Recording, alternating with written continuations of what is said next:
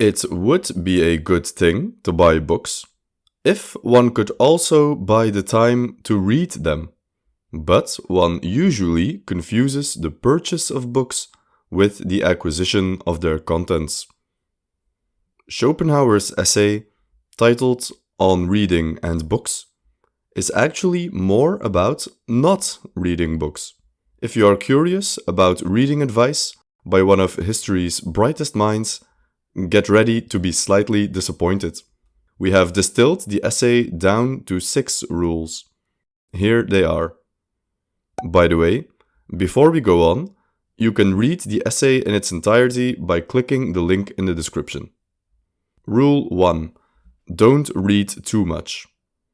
Schopenhauer, true to his grumpy style and outlook, is not as enthusiastic about reading as some people in the 21st century are.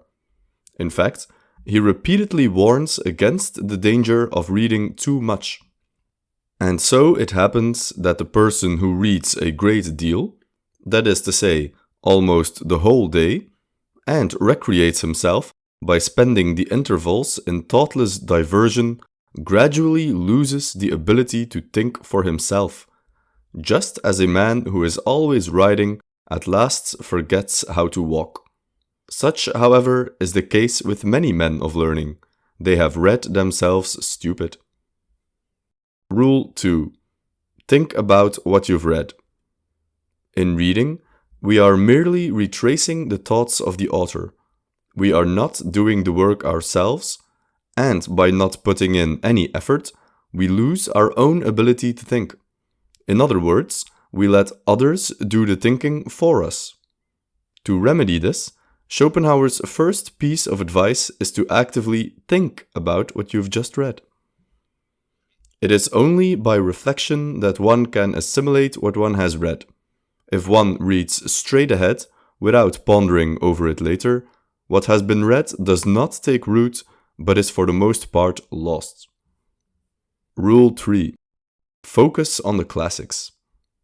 Only read for a limited and definite time exclusively the works of great minds, those who surpass other men of all times and countries, and whom the voice of fame points to as such. These alone really educate and instruct. We have a limited time on this earth, and there are millions of books being printed each year, most of which are bad. However, there are some gems which have survived throughout the ages, old names that have become well known to us as they have passed the test of time. Schopenhauer advises us to read only these authors. Schopenhauer does not name specific names, but we can make some educated guesses. As a big proponent of a classical education, who had a passion for ancient Greek and Latin, Schopenhauer is primarily alluding to the great Greek and Roman authors of antiquity. Reading these will always prove fruitful. There is nothing that so greatly recreates the mind as the works of the old classic writers. Directly one has been taken up, even if it is only for half an hour, one feels as quickly refreshed, relieved, purified, elevated, and strengthened as if one had refreshed oneself at a mountain stream. Is this due to the perfections of the old languages, or to the greatness of the minds whose works have remained unharmed and untouched for centuries? Perhaps to both combined. Rule 4. Read primary texts. Books are written sometimes about this, sometimes about that great thinker of former times, and the public reads these books, but not the works of the man himself. This is because it wants to read only what has just been printed, and because similis simili gaudet, and it finds the shallow, insipid gossip of some stupid head of today more homogeneous and agreeable than the thoughts of great minds.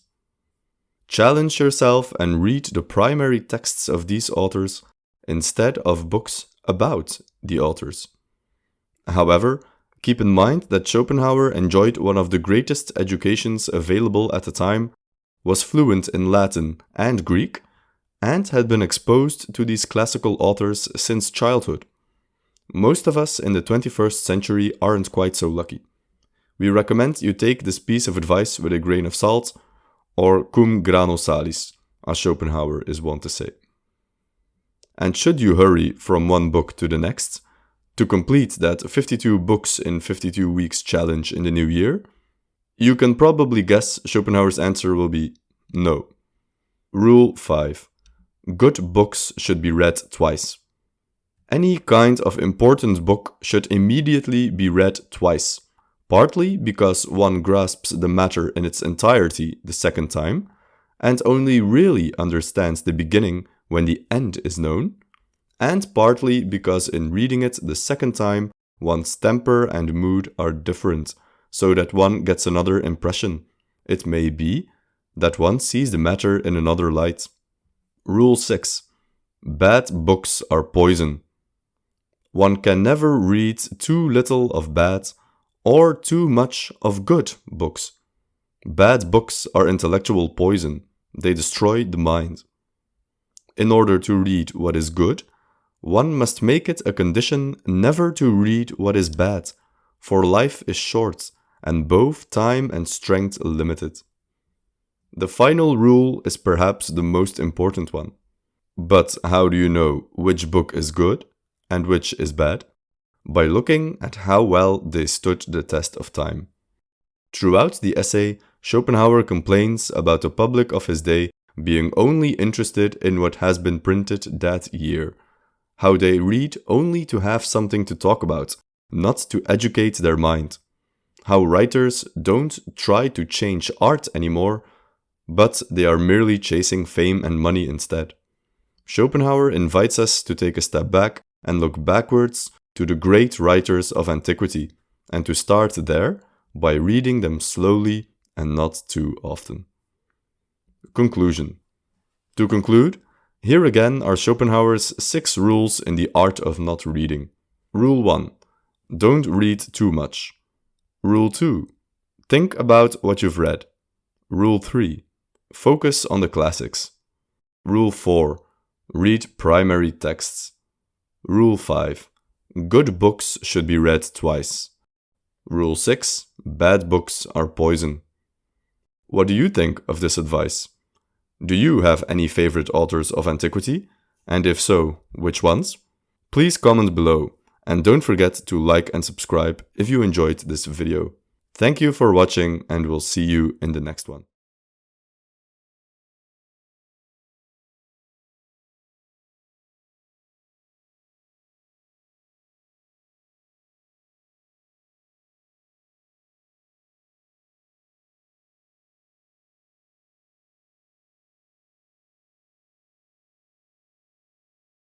A man can be himself only so long as he is alone, and if he does not love solitude, he will not love freedom, for it is only when he is alone that he is really free.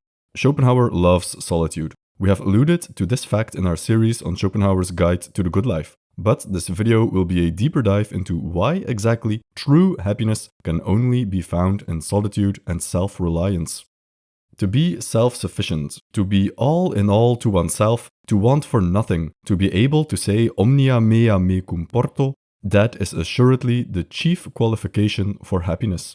In order to live and to function in society, we must make sacrifices. This is inevitable. We must get along with other people to get what we want. We must be cooperative and generally be pleasant to be around. Above all, we must be able to relate to the common man. Intellectual conversation, whether grave or humorous, is only fit for intellectual society. It is downright abhorrent to ordinary people, to please whom it is absolutely necessary to be commonplace and dull. This demands an act of severe self-denial. We have to forfeit 3/4 of ourselves in order to become like other people. For the intelligent person, and especially the man of genius, this is a big burden to carry. For the genius, it's hard to relate to the common man. He will inevitably feel alone. Therefore, it's for the best if he learns to enjoy solitude.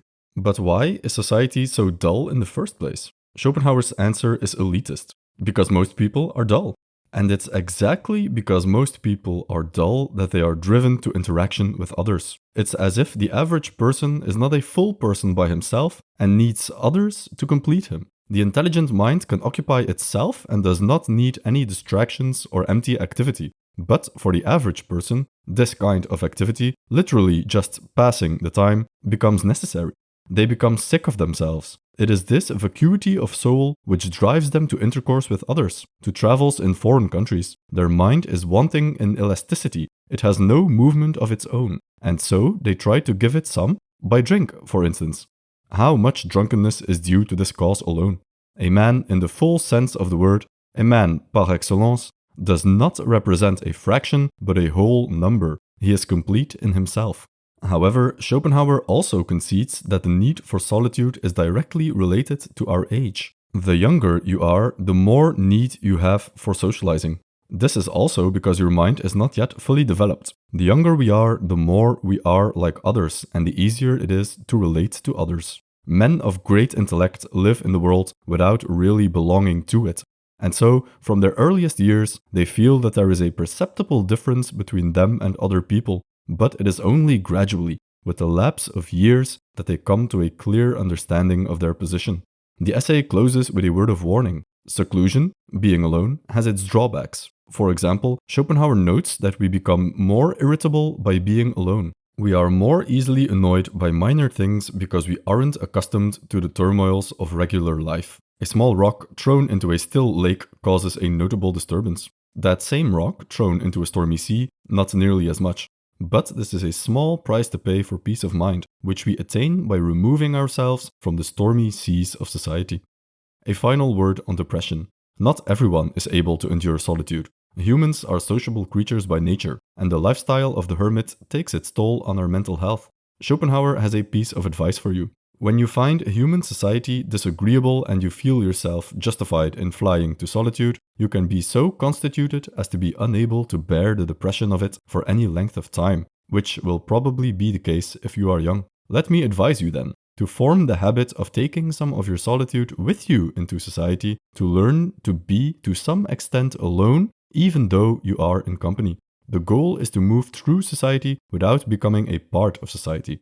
By looking at your fellow men from an objective viewpoint, like how a biologist would study animals. This precaution will keep you from too close contact with society, and therefore secure you against being contaminated or even outraged by it.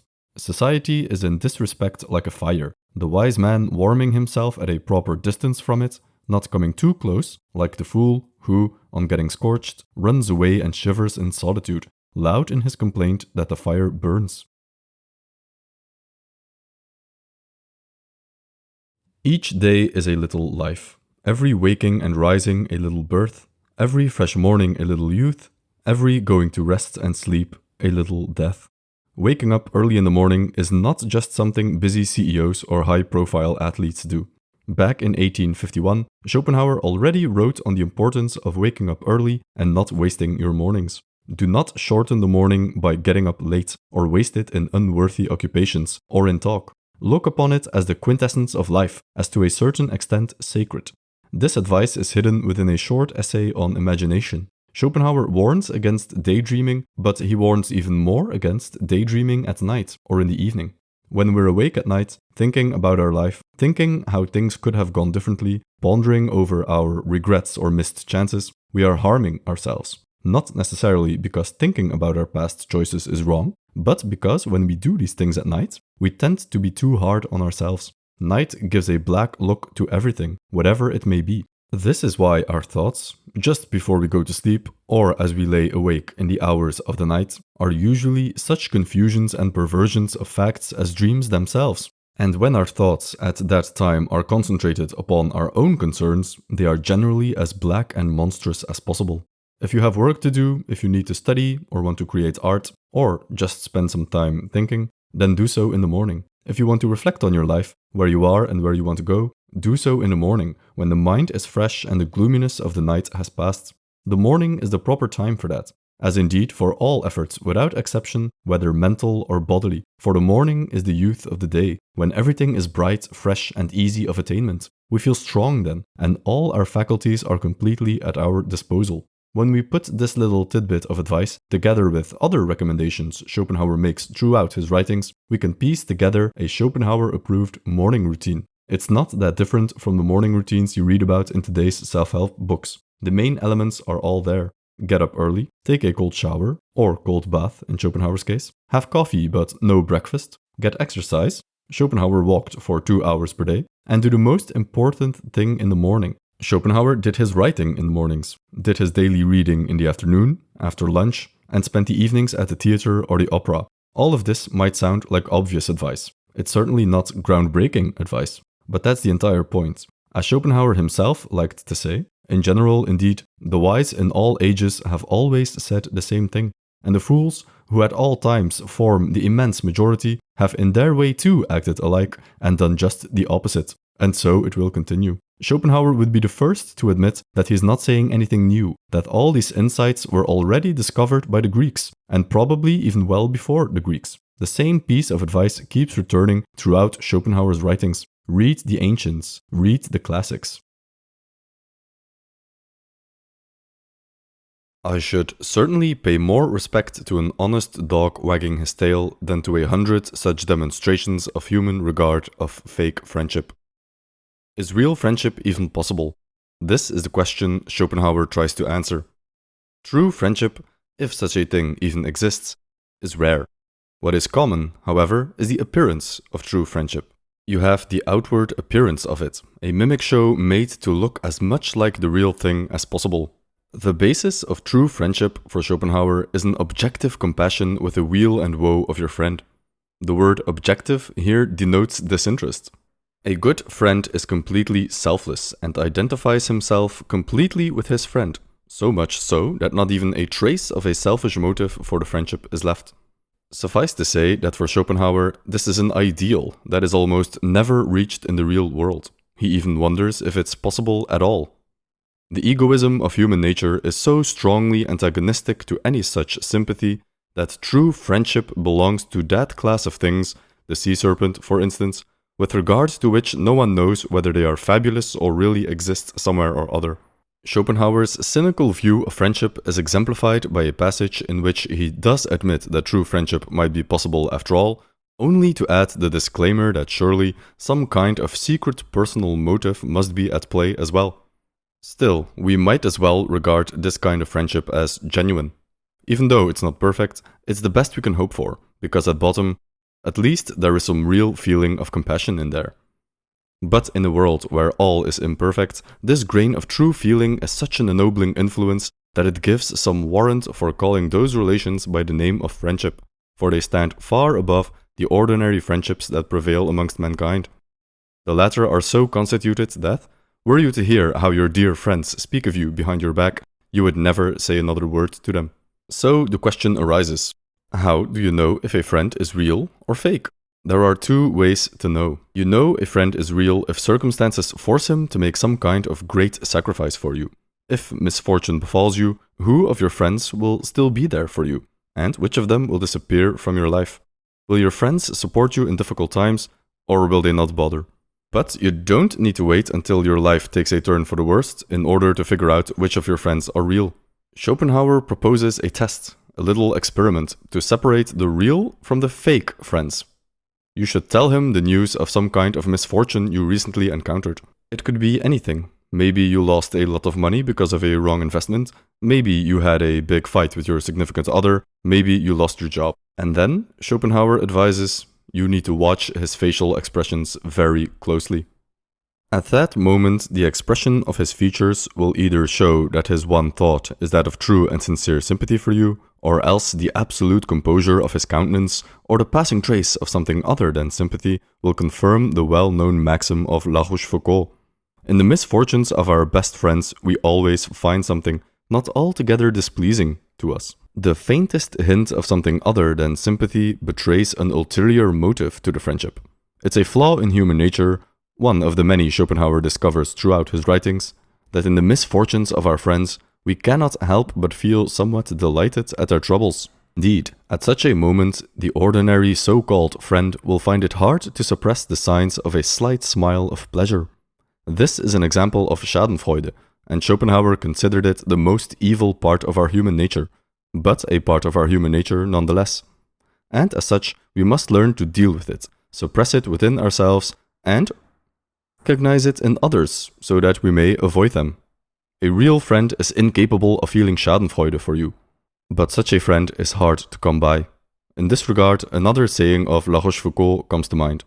A true friend is the greatest of all blessings, and that which we take the least care of all to acquire. Behind the layer of cynicism, we can discern that the pessimistic Schopenhauer really does value friendship, even if it's so rare it might as well not exist. What we could take away from this is that we should try our best to find true friends and cherish their friendship and the relationship we have with them.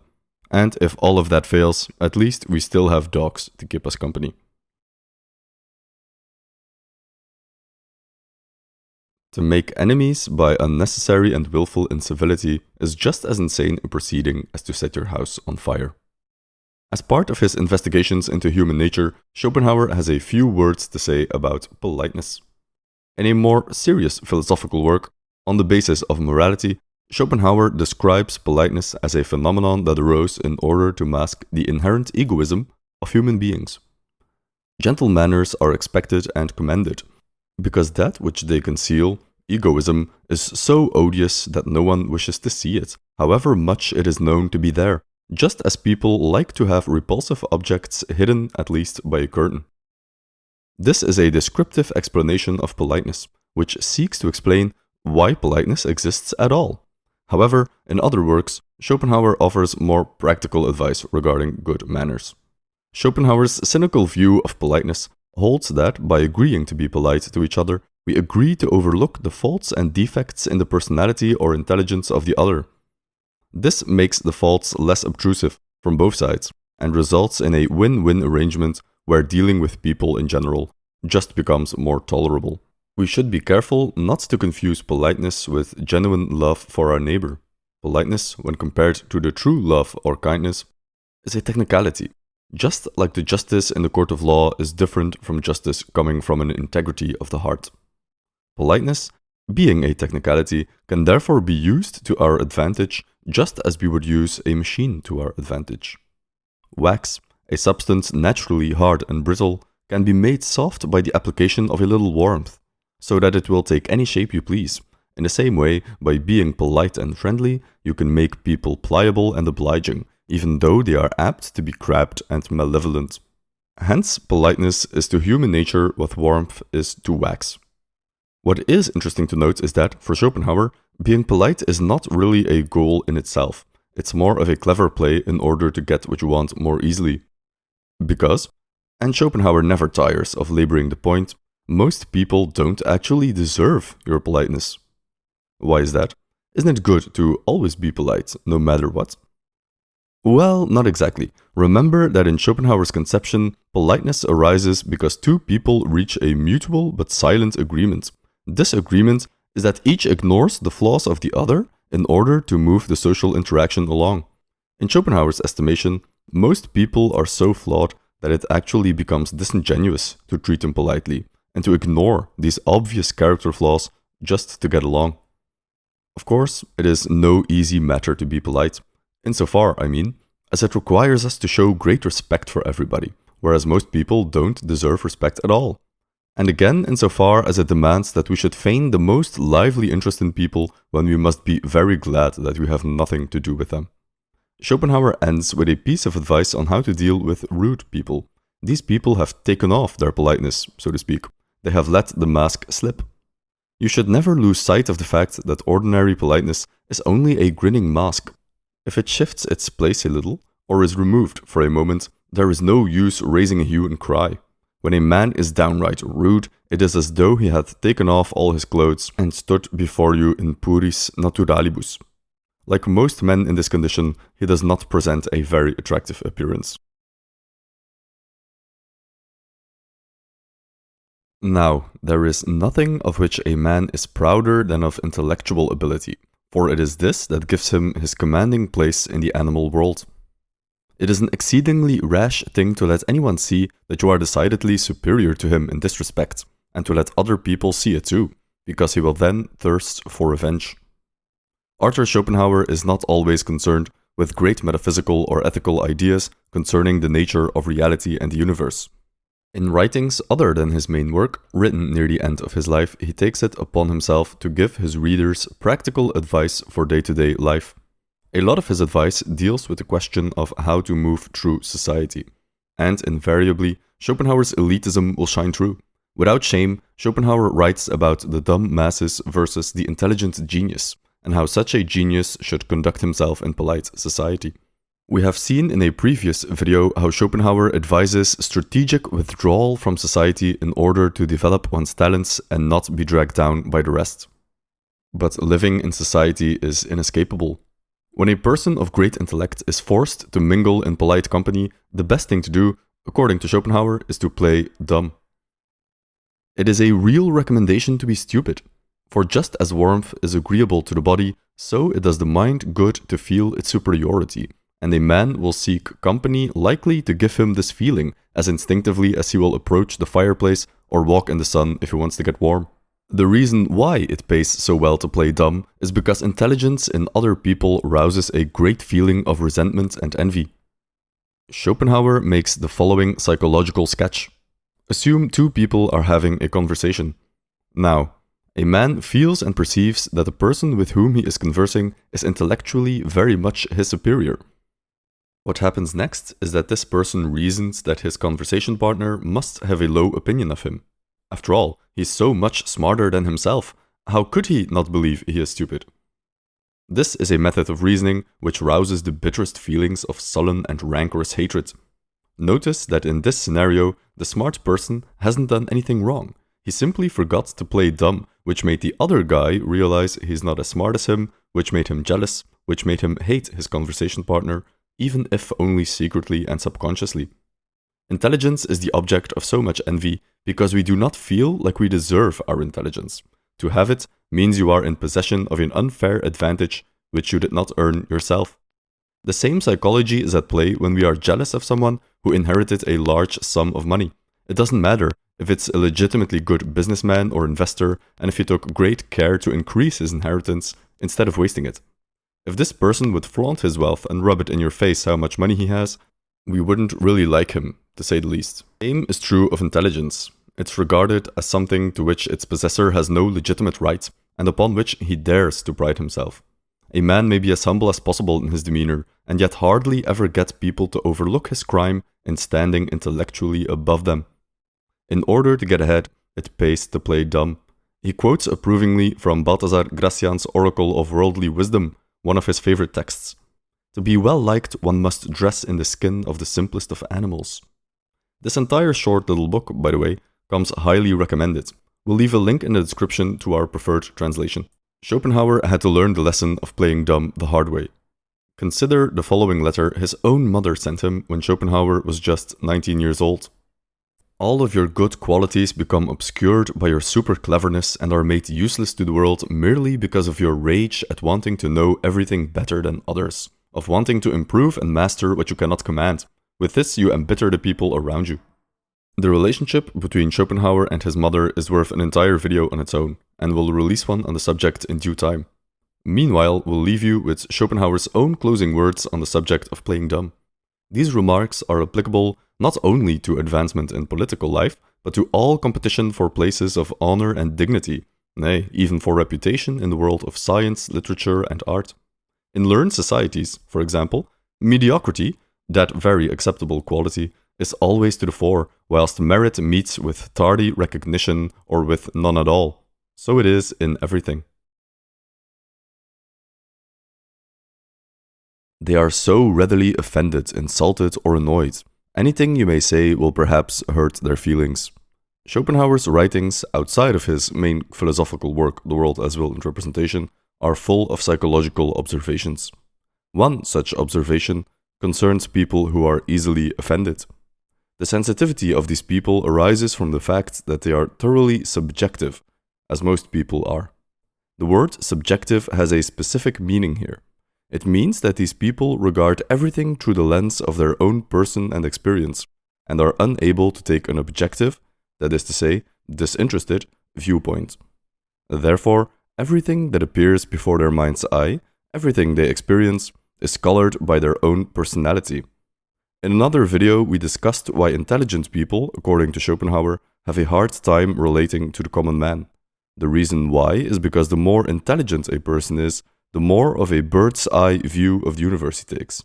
The less subjective, the more objective view a person can take. Because the common man lacks the intelligence to assume the objective viewpoint, he is stuck viewing things subjectively. In other words, he cannot help but put his personality behind everything. In short, everything is personal. And when everything is personal, everything can offend. In a delightfully sarcastic passage, Schopenhauer writes, "Anything that disturbs their petty vanity in the most remote and indirect way, or reflects prejudicially upon their exceedingly precious selves, to that they are most tenderly sensitive." Another side effect of having this exceedingly subjective view is a certain kind of narcissism in conversation. Everything is always about them, and whenever you bring something up, they need to relate whatever you just said to themselves. They always think of their own case as soon as ever any remark is made, and their whole attention is engrossed and absorbed by the merest chance reference to anything which affects them personally, be it ever so remote, with the result that they have no power left of forming an objective view of things, should the conversation take that turn. This is another reason why small talk is always so, well, small. The subjective viewpoint precludes people from being able to discuss things that do not concern themselves immediately, such as philosophy, metaphysics, or other great abstract ideas. They are far removed from the realities of day-to-day life, and they assume these things are unimportant. You might see a parallel here with Nietzsche's concept of the last man. The last man also asks big, meaningful, deep questions, but then he just blinks. What is love? What is creation? What is longing? What is a star? So asks the last man and blinks. However, in an ironic twist, this lack of objective viewpoint does not necessarily lead to disinterest. The subjective commoner might be very interested in the universe and the movement of the stars and planets, for example. How can this be? By finding a way to make it about them. Astrology furnishes a magnificent proof of this miserable subjective tendency in men, which leads them to see everything only as bearing upon themselves, and to think of nothing that is not straightway made into a personal matter. The aim of astrology is to bring the motions of the celestial bodies into relation with the wretched ego, and to establish a connection between a comet in the sky and squabbles and rascalities on earth. But it's not all bad news, because people always find a reason to make everything about them, and they are drawn to whatever affects them personally. The cynical Schopenhauer remarks that it's really easy to win them over by flattery. Because their opinions are not formed by objective standards, but subjective ones, their opinion is easily influenced. If you want to defend yourself against this manipulation, the solution is to occupy your mind with things higher than yourself. In other words, to inject some objectivity into your life. The most straightforward way to do this is by studying philosophy or even reading literature or doing math. In general, the way to escape the subjective viewpoint is to train your mind to engage with big abstract ideas. The further those ideas are removed from day-to-day reality, the better. And the way to make yourself immune to flattery is to become so certain of your own abilities that neither flattery nor insult will faze you, because both susceptibility to flattery and insult are rooted in insecurity. And you get rid of insecurity by developing your talents as much as you can, so you can have an objective appraisal of your own capabilities. When you reach that point, the opinion of others won't influence you. Do you think Schopenhauer's cynicism is warranted? Are most people really so self-absorbed as he claims? Let us know what you think in the comments below.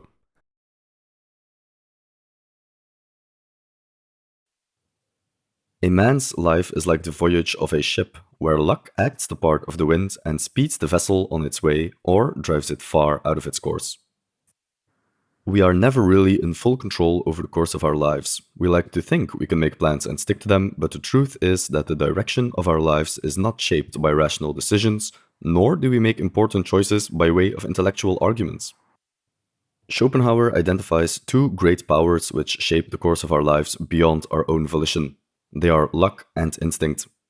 Ever the master of metaphor and simile, Schopenhauer likens luck to the wind at sea, with our lives being the voyage of a ship. All we can do is set a destination for ourselves and try to steer our boat in the right direction. But we are dependent upon the wind. It can blow us in the right direction and get us to our destination faster. But it can also work against us and undo years of work and toil in the blink of an eye. Above all, when we set sail for a far-off destination, we must embrace uncertainty. Knowledge is strictly confined to present plans and present events.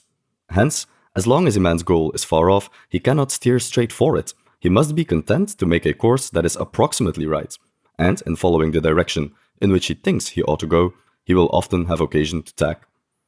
Let's throw in another metaphor. Life is a game of chess where the plan we determined to follow is conditioned by the play of our rival, in life by the caprice of fate. We are compelled to modify our tactics, often to such an extent that, as we carry them out, hardly a single feature of the original plan can be recognized. In his work on how to live a happy life, Schopenhauer also discussed the role of luck at length. We've done a video on that work, which you can watch by clicking the link in the description. However, luck is not the only force that shapes our lives beyond our control. We might like to think that humans are rational creatures, basing our decisions on careful analysis and deep contemplation. But Schopenhauer was one of the first prominent philosophers to argue this isn't true. Our brains are not the wisest part of us. In the great moments of life, when a man decides upon an important step, his action is directed not so much by any clear knowledge of the right thing to do, as by an inner impulse. You may almost call it an instinct, proceeding from the deepest foundations of his being. This very Schopenhauerian idea that our decisions are not really our own is encapsulated in a famous quote that is often attributed to Schopenhauer himself, but was actually said by Albert Einstein, paraphrasing Schopenhauer. Man can do what he wills, but he cannot will what he wills. The idea here is that our wants and desires are not chosen by us. Rather, they are given to us when we are born, or they are the product of our environment and happenstance. But more fundamentally, it paints the picture of mankind as a slave of the will, not in control of his own destiny, at least not consciously. In the framework set out by Schopenhauer, what we call instinct is simply the will, the most fundamental part of our being at work. For Schopenhauer, the will precedes the intellect, with the intellect having the subservient role. Today, we would use the word rationalization to denote this phenomenon where we make decisions based on emotion and gut feeling, yet convince ourselves after the fact that we have made a decision based on deep rational analysis. This brings forth the question of just how trustworthy our gut feeling is. Can we always trust it? Or should we defer to the intellect from time to time? Unfortunately, there is no clear answer to this question. Every person needs to figure out for himself in what proportion the subconscious gut feeling can be trusted in favor of the conscious, rational decision-making process. The wisdom needed to make this call only comes with experience and age. It is only when a man has reached the happy age of wisdom that he is capable of just judgment in regard to his own actions or to those of others. However, there is one type of gut feeling that should never be ignored. Some people know from a very young age what their passion or calling is. They are drawn to a subject or an activity from the very start of their life, and they have a special talent for it. When you are in this position, when you feel inexplicably drawn towards a passion like this, you should absolutely listen to your gut feeling and go after it. It is in virtue of some such prophetic dream that a man feels himself called to great achievements in a special sphere and works in that direction from his youth up out of an inner and secret feeling that this is his true path, just as by a similar instinct the bee is led to build up its cells in the comb. It is something that a man instinctively feels to be his salvation, without which he were lost. In conclusion, in navigating the sea of life, the best we can hope for is to set sail in the right direction. Whether we get to our destination and how fast we get there is largely out of our control. The wind of luck can blow us off course, or it can help us get there faster. And as for the destination itself, even that is something we don't really choose, but rather is chosen for us, as we are drawn towards it not by a conscious decision on our part, but as the result of a curious, subconscious mix of our innate desires, feelings, and ambitions. Unless we feel the strong pull of a true calling or passion, we are destined to float rudderless on the water, and it's only in old age, when we have reached the age of wisdom, that we will be able to look back on our lives and see which principles have actually been guiding us. But every man has certain innate concrete principles. a part, as it were, of the very blood that flows in his veins, the sum or result, in fact, of all his thoughts, feelings, and volitions. Usually, he has no knowledge of them in any abstract form. It is only when he looks back upon the course his life has taken that he becomes aware of having been always led by them, as though they formed an invisible clue which he had followed unawares. We should never forget that the present is the only reality, the only certainty, that the future almost always turns out contrary to our expectations, that the past, too, was very different from what we suppose it to have been. Schopenhauer has a reputation as a pessimist, but beyond the writings of his main work, which teaches the denial of life and the material world, we find essays filled with advice from a practical point of view, aimed at the average reader and not the scholar and philosopher. In these essays, Schopenhauer gives advice on how to lead the good life, often borrowing heavily from the ancient Greeks and Romans, especially the Stoics. And sometimes his advice sounds very modern indeed. One section of the Parerga und Paralipomena deals with how foolish it is to ponder too much about either the future or the past. It's about how we must live in the present, the only time we truly have. It is the height of folly to refuse the present hour of happiness, or wantonly to spoil it by vexation at bygones or uneasiness about what is to come. He paraphrases Seneca approvingly. Let us remember Seneca's advice, and live each day as if it were our whole life. Singulas dies, singulas vitas puta. Let us make it as agreeable as possible, as it is the only real time we have. But the tone is not entirely positive. Schopenhauer teaches us that attaining peace of mind, which is a necessary condition for truly living in the present, is a difficult task. There are two obstacles to be overwon. First, fear. Some people are so preoccupied with worry about the future or what could go wrong that they never truly enjoy the present moment. Schopenhauer recommends an exercise that is also found among the Stoics. We must first analyze our fears and realize that either we do not know when some kind of evil will befall us, or we must realize it's not likely to happen at all. So, if we are not to lose all comfort in life through the fear of evils, some of which are uncertain in themselves, and others in the time at which they will occur, we should look upon the one kind as never likely to happen, and the other as not likely to happen very soon. When we have conquered our fears, next up is the problem of desire. Desire is fundamental to our being, especially in Schopenhauer's teachings. It's the will to life at work directly through us. As such, it's hard to keep desire at bay, but if you're constantly preoccupied with what you want, you're unlikely to enjoy the present moment. This short section of Schopenhauer's occupies a strange place in his philosophy. For the record, these essays are written for the general reader, and they discuss life with one major assumption being made, namely that life is worth living in the first place. As we saw repeatedly in other videos, Schopenhauer actually advocates for asceticism, the life of the monk, fasting, prayer or meditation, abstinence, and so on. Yet he recognizes not everyone is capable of making this sacrifice. Schopenhauer himself certainly wasn't able to do so. To conclude this video, I want to read the final paragraph of this section, as I believe it's one of the most beautiful passages Schopenhauer has ever written. But first, I want to bring to mind Nietzsche's famous critique of Schopenhauer. In Beyond Good and Evil, he writes about how Schopenhauer played the flute every afternoon, and he asks the rhetorical question, is this a pessimist? I now want to read this passage and allow you, the viewer, to decide for yourself. 1,000 happy and pleasant hours are wasted in ill humor. We let them slip by unenjoyed, and sigh for them in vain when the sky is overcast. Those present moments that are bearable, be they never so trite and common, passed by in indifference, or, it may be, impatiently pushed away, those are the moments we should honor, never failing to remember that the ebbing tide is even now hurrying them into the past, where memory will store them, transfigured and shining with an imperishable light, in some aftertime, and above all, when our days are evil, to raise the veil and present them as the object of our fondest regret. It is more advisable to show your intelligence by saying nothing than by speaking out. Continuing our series on practical advice given by Schopenhauer, today we're looking at the art of keeping secrets. In line with most of his advice on social matters, Schopenhauer advises a person to keep his private affairs to himself and not to tell anyone about them. You never know when circumstances change and former friends become enemies. Schopenhauer's general rule is to never tell anyone more than they can figure out for themselves. In doing this, you also train yourself in the art of thinking before you speak. As you might imagine, this skill comes with high praise by Schopenhauer. A wide gulf should be fixed between what we think and what we say.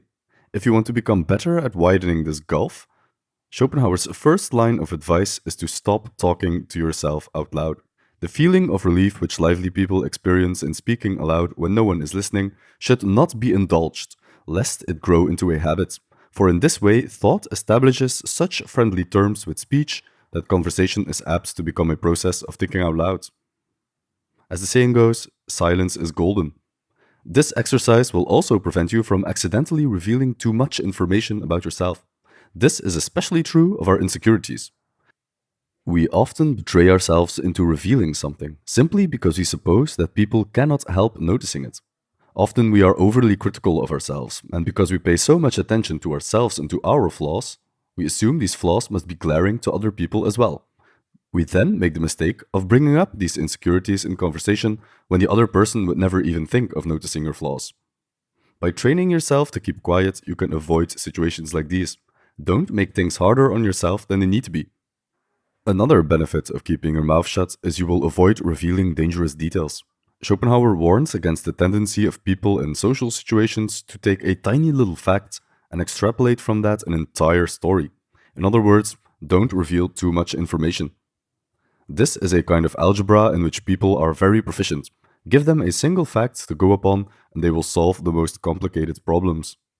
So, if you wish to relate some event that happened long ago, without mentioning any names or otherwise indicating the persons to whom you refer, you should be very careful not to introduce into your narrative anything that might point, however distantly, to some definite fact, whether it is a particular locality or a date or the name of someone who was only to a small extent implicated, or anything else that was even remotely connected with the event. For that at once gives people something positive to go upon, and by the aid of their talent for this sort of algebra, they will discover all the rest. This is because generally humans are very subjective creatures who are interested not in big abstract ideas, but in small real world details, especially of the social kind, concerning themselves and other people like them. We go into deeper detail on this subjective tendency in our video on why it pays to play dumb. Finally, Schopenhauer acknowledges that this advice is nothing new. That's true for all of his practical advice, really. Time and again he acknowledges that the advice of the wise has always been the same, and that the fools have always done the opposite. 3 Arabian proverbs, paraphrased by Schopenhauer, seek to drive this point home. Do not tell a friend anything that you would conceal from an enemy. A secret is in my custody if I keep it, but should it escape me, it is I who am the prisoner. The tree of silence bears the fruit of peace. Life is one long battle. We have to fight at every step, and Voltaire very rightly says that if we succeed, it is at the point of the sword, and that we die with a weapon in our hand. With this video, I want to bring to attention a tiny little section coming at the end of the penultimate chapter of Schopenhauer's Counsels and Maxims, his advice for practical living. Schopenhauer's claim to fame is his philosophical pessimism, the characterization of the world as the battlefield of the will, existing only for the eternal, blind, irrational striving of the will to life. Every creature, in fact, every object, exists in a state of perpetual struggle against the other. And, what's worse, all of this suffering does not have any redeeming quality about it whatsoever. There is no happy ending in Schopenhauer's philosophy. But these musings on the nature of the world and the creatures in it are philosophical problems. After penning down his entire system in the magnum opus called The World as Will and Representation, and after spending decades perfecting and expanding it, Schopenhauer took to writing for a completely different objective. In these later writings, he is not so much concerned with deep philosophical questions, but with day-to-day psychological observations on human society and how one should conduct oneself in it. In a remarkable section on courage, Schopenhauer combines his pessimistic view of the world as an eternal battlefield with a remarkable and uplifting piece of prose on the virtue of courage and the necessity of facing the challenges of life with determination and willingness to fight. It is a cowardly soul that shrinks or grows faint and despondent as soon as the storm begins to gather, or even when the first cloud appears on the horizon. Our motto should be no surrender, and far from yielding to the ills of life, let us take fresh courage from misfortune. Reading these words coming from Schopenhauer's pen is a strange experience indeed, but it serves as a reminder that Schopenhauer, for all his pessimism, never actually advocated for an attitude of defeat. Schopenhauer's practical advice on a deep philosophical level is the pursuit of asceticism, the life of the monk. Fasting, abstinence, prayer or meditation In other words, a withdrawal from the world, not a surrender to the world. Our whole life itself, let alone its blessings, would not be worth such a cowardly trembling and shrinking of the heart. Therefore, let us face life courageously and show a firm front to every ill. In a way, the heroic prose of this section on courage highlights how Schopenhauer's ethical prescription of asceticism is full of vigor and vitality, despite what some of his critics, most notably Nietzsche, contend. The problem of the ascetic is one of the most fascinating ones in the complicated interplay between Schopenhauer and Nietzsche. And if you guys want to see a full video on the subject, please leave a comment below. The topic is too complicated to tackle in a short video like this, and it deserves a deep dive. This section is Schopenhauer at his most hopeful. As long as the issue of any matter fraught with peril is still in doubt, and there is yet some possibility that all may come right, no one should ever tremble or think of anything but resistance, just as a man should not despair of the weather if he can see a bit of blue sky anywhere. Let our attitude be such that we should not quake, even if the world fell in ruins about us. The reader has to wonder what overcame Schopenhauer to write these words. Were they written as he felt the end of his own life drawing near? Or did he perhaps want to impart a message of hope, even in the face of a world fraught with suffering and pain? Did he want to promote the classical virtue of courage? Courage at all costs. Courage for no other reason than to be courageous, even if the battle has long been lost. For me personally, the only way to really square these hopeful messages of power and courage with the rest of Schopenhauer's philosophy is to think of the soldier in Pompeii, who steadfastly remained at his post, fulfilling his duty, even as the world around him came crashing down, remaining courageous and honorable in the face of calamitous circumstance. But what do you make of this section? We will put a link to the full text in the description so you can read it in full. It's very short and well worth reading for any Schopenhauer enthusiast, if only because it's so different from the rest of his work. How do you square the optimistic tone of this section with the rest of his philosophy? Hopefully, we can get a good discussion going in the comment section. On a cold winter's day, a group of hedgehogs huddle together for warmth. This helps them keep warm, but soon enough they hurt one another. Their spikes press against their neighbors, and the pain drives them apart. But then, of course, they get cold again. So they get closer. But then they hurt one another again. They repeat this dance of coming closer and keeping distance until they find a happy medium, just out of reach of each other's spines, but also still pretty cold. This is the hedgehog's dilemma. It's a metaphor for the difficulty of human relationships. We desire to be close to one another, but in doing so, we only end up hurting each other. So, in the end, we all decide to keep our distance. This does not fulfill us completely, but it's a good enough compromise. The fable was originally written by Schopenhauer, but it quickly started to live a life on its own. In Schopenhauer's original, the fable is about porcupines, not hedgehogs. Sigmund Freud referenced the hedgehog's dilemma in one of his works, which then popularized the image. In Schopenhauer's original, the tale functions not only as a depiction of the trickiness of human relationships and the tendency to hurt those around us, even if we don't want to, but it's also about the need for social isolation. Yet, whoever has a lot of inner warmth prefers to stay away from society in order neither to cause trouble nor to receive it. If you can be your own source of warmth, you don't need other hedgehogs. This is Schopenhauer's answer to the hedgehog problem. Simply don't bother. Be your own source of warmth. We've done an entire video where we dive deeper on Schopenhauer's recommendation for a solitary life. Check out the link in the description. But beyond Schopenhauer's recommendations to just not play the game, this fable is not about providing a solution, but about explaining a problem. If you ever found it hard to connect to others or relate to them on a deep level, or if you find that you tend to hurt those close to you, the hedgehog's problem likely has something to do with that. It's simply who we are. As humans, we are tortured beings who desire a short break from the monotony of existence, and we seek out the company of others in doing so. But soon enough, someone hurts us, or we hurt them. And next time, we won't be so open or welcoming. We shield ourselves. Like the hedgehogs from the fable, we'll keep our distance. There are 3 ways to deal with this reality. We've already covered Schopenhauer's advice. Just refuse to play the game and be your own source of warmth. Schopenhauer recognized that this is not a workable solution for the vast majority of people. After all, humans are social animals. In fact, Schopenhauer would argue that only someone of a very high intellect could bear to be alone for such a long period of time, because only those with a high intellect can stay occupied. Others will succumb to boredom and seek out other people to entertain themselves. An intelligent person, by contrast, can just be alone with his thoughts. This brings us to the second option, which is to just do nothing. The hedgehogs ultimately find an equilibrium where they are not hurting each other anymore at the cost of still being a bit cold. Translation: we only allow a little bit of intimacy into our lives, which is fine but not enough. Still, it's as good as it gets. Most people are perfectly happy with this compromise. That leaves us with a third option, which is to just own it. Seek intimacy, try to form friendships without being closed off, and just be vulnerable, knowing that there is the potential to get hurt. But the point is that the friendship might be worth the pain in the end. Schopenhauer's tendency to shy away from suffering, to close himself off, is very typical.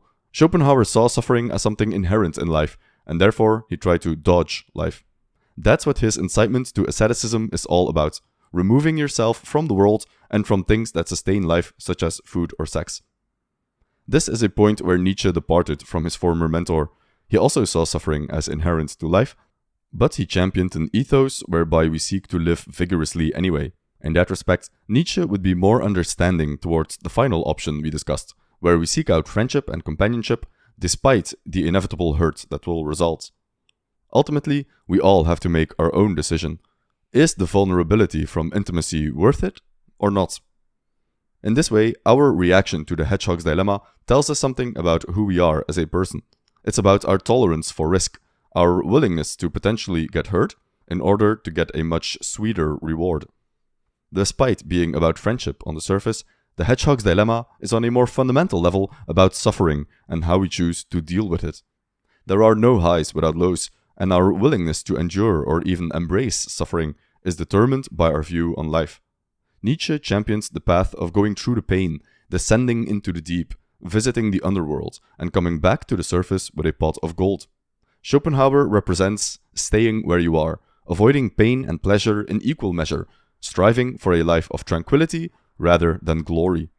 Which path do you choose?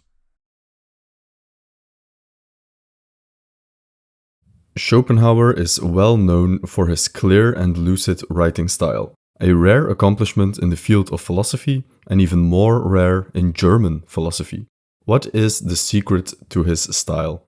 Thankfully, he has blessed us with an essay on exactly this topic.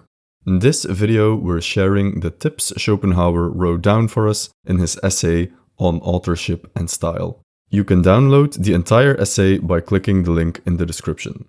Without further ado, let's jump in. First tip: have something to say. This may seem obvious, but Schopenhauer is reacting to the kind of content we are all familiar with. The type of content that is obviously written just to make a quick buck. Something to fill the newspaper with. You shouldn't write just to write, nor should you write just to make money. Having a message comes first, and without that foundation, it doesn't matter how well you can write or how good your style is. There needs to be substance to your writing. Second tip: keep it concise. You can recognize writers who have nothing to say by their style, in which they spin out their thoughts to the greatest possible length. It is soon recognized that they write for the sake of filling up the paper.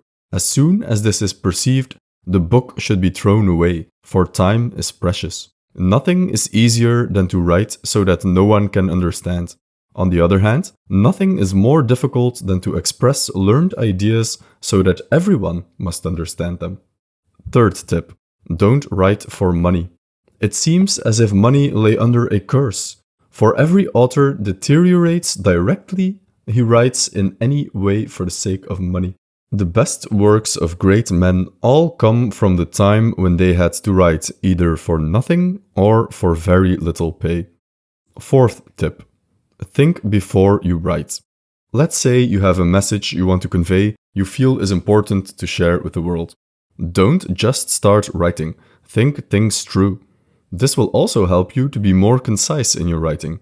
Again, this seems like an obvious tip, but I think Schopenhauer is touching on something we can all relate to. It may be said that there are three kinds of authors. In the first place, there are those who write without thinking. They write from memory, from reminiscences, or even direct from other people's books. This class is the most numerous. In the second, those who think while they are writing. They think in order to write, and they are numerous. In the third place, there are those who have thought before they begin to write. They write solely because they have thought, and they are rare. Above all, think about the subject itself. Don't just think about the opinions of others on the subject, and don't restrict your thinking to reading other books on the subject. You must have direct acquaintance with whatever subject you want to write about. It is only the writer who takes the material on which he writes direct out of his own head that is worth reading. Book manufacturers, compilers, and the ordinary history writers, and others like them, take their material straight out of books. It passes into their fingers without its having paid transit duty or undergone inspection when it was in their heads, to say nothing of elaboration. Fifth tip: choose a good title. A good title is original, pregnant with meaning, and not misleading. Above all, a good title ensures you actually reach your audience. An example of a good title would be Schopenhauer's magnum opus, The World as Will and Representation. If you have watched our series on this book, you'll know why. The title expresses the main thought of this gigantic book in just 6 words. In a way, if you really understand the title, you don't need the rest of the book. This is a great example of a pregnant title. Everything you need is in there, even if it's not yet fully developed. Sixth tip: form over matter. Schopenhauer makes a distinction between matter and form. The matter is what the book is about. The form is what the writer thinks about the matter. Some books become successful only because of their subject matter. For example, The Travels of Marco Polo. Why? Because Marco Polo was able to write about a unique experience, which was not accessible to the public at that time. This also means that it doesn't really matter much how good of an author Marco Polo was. If you wanted to learn about Asia in the 14th century, you had to read this book. You had no other choice. This is why Schopenhauer has little praise for this type of book. The best books are found in the opposite direction. Writers who write well about really mundane experiences. You can see this echoed in Schopenhauer's top 4 favorite books, which we have done a video on. The value of a piece of writing is found in the form, in the thoughts of the author, not in the subject matter itself. Romeo and Juliet is just a simple story about love, but what makes it a classic? Shakespeare's impeccable form. Seventh tip: find your own voice. To imitate another person's style is like wearing a mask. However fine the mask, it soon becomes insipid and intolerable, because it is without life, so that even the ugliest living face is better. Children should be kept from all kinds of instruction that may make errors possible until their 16th year, that is to say, from philosophy, religion, and general views of every description, because it is the errors that are acquired in the early days that remain, as a rule, ineradicable, and because the faculty of judgment is the last to arrive at maturity. Welcome to another video where we go over one of Arthur Schopenhauer's essays. We've done previous videos on Schopenhauer's opinions on reading and writing and noise. We'll link those in the description. As always, the entire essay is very short and well worth reading. There's a link in the description to where you can download the essay for free. With that said, let's take a look at Schopenhauer's essay on education. In the natural state, humans form ideas based on their observations of the world. Experience comes before learning. This is how humans make sense of the world around them. When ideas are generated in this way, there is an obvious link between an observation and the subsequent idea. Traditional education flips this dynamic on its head. In traditional, or artificial education, as Schopenhauer calls it, the idea precedes the experience. Artificial education is having one's head crammed full of ideas, derived from hearing others talk, from learning and reading, before one has anything like an extensive knowledge of the world as it is and as one sees it. What happens when you learn the ideas, before you have the necessary experience, is you will apply those ideas wrongly as soon as you step out of the classroom into the real world. And so it is that education perverts the mind. And this is why, after a long spell of learning and reading, we enter the world in our youth with views that are partly simple, partly perverted. This is because our head is full of ideas which we are now trying to make use of, but almost always apply wrongly. The teacher is busy cramming the head of the student full of ideas, instead of teaching the student how to think in the first place. Children will then grow up with a worldview that is based on hearsay and opinion, and they are rarely equipped to handle the real world. Children are submerged in a ready-made apparatus of opinion and prejudice. And if the real world conflicts with this web of ideas, which is bound to happen as the child grows up, then he will not change his opinion, but rather lash out at the world instead. Although lacking the proper term, Schopenhauer is describing here what we would call cognitive dissonance today.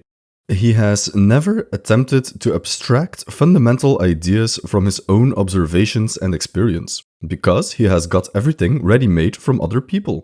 And it is for this very reason that he and countless others are so insipid and shallow. And even if they are taught things that are objectively correct, they do not know why it is correct. An important part of Schopenhauer's ideal education is making sure children understand the meaning of words. One must next take care that children do not use words with which they have no clear meaning. Even children have, as a rule, the unhappy tendency of being satisfied with words instead of wishing to understand things and of learning words by heart so that they may make use of them when they are in a difficulty. This tendency clings to them afterwards, so that the knowledge of many learned men becomes mere verbosity. This fits neatly into Schopenhauer's main point, that education should seek to put observation before ideas and thus mimic the natural way in which humans learn things. However, Schopenhauer also notes that during youth, our faculties of judgment are not yet fully developed. This is why he proposes that in the first years of a child's education, there will be no subject matter that falls into the category of what we call the humanities today. So there is no room for philosophy, religion, or matters of opinion. Until age 16, a child should be taught only those subjects in which objective errors are possible, for example, mathematics or languages. Schopenhauer also mentions history, but only the kind of history that is concerned with memorization, such as remembering dates. The added benefit of this approach, says Schopenhauer, is that our memory is the strongest during our youth, and those things we memorize when we are young, we often remember for life. Therefore, it's of great importance that these youthful years are used to let children soak up as much quality information as possible. Schopenhauer proposes that a group of experts from every branch of knowledge comes together every 10 years to decide on a canon of essential knowledge. Schopenhauer argues that maturity must come with experience. Today, we might say this is the difference between knowledge and wisdom. For Schopenhauer, engaging with the real world is of extreme importance. Instead, therefore, of hastening to place mere books in their hands, one should make them gradually acquainted with things and the circumstances of human life, and above everything, one should take care to guide them to a clear grasp of reality, and to teach them to obtain their ideas directly from the real world, and to form them in keeping with it, but not to get them from elsewhere, as from books, fables, or what others have said. Those who have learned everything from books and not from the real world lack common sense. In this way, traditional education even kills common sense. This is why so few men of learning have such sound common sense as is quite common among the illiterate. If you've watched our video on Schopenhauer's rules for not reading, you'll have noticed some similarities here. As always, Schopenhauer is remarkably consistent. Even in his main philosophy, he stresses the importance of engaging with the real world, of learning about the natural sciences, of making observations in nature, to become a better philosopher. And in education too, children should spend more time in nature and getting to know life, instead of getting to know books. What do you think about Schopenhauer's assessment? Do you agree? Or do you think children should be taught philosophy very early on in their educational career? Let us know what you think in the comments. We're curious to hear your opinion. In the bright dawn of our youthful days, the poetry of life spreads out a gorgeous vision before us, and we torture ourselves by longing to see it realized. we might as well wish to grasp the rainbow. Will we ever be truly happy and satisfied with life? Can we chase happiness, or should we let it come to us? And if so, will it ever come at all? Or is happiness not the goal of life? These questions were thought out by some of the greatest minds in history. Way back in ancient Greece, Aristotle started a genre of philosophical writing centered on the pursuit of happiness. A genre of writing that has come to be known as eudaimonology, a science of happiness. Over the years, many philosophers tried their hand at writing guidebooks to the good life, and Arthur Schopenhauer is one of them.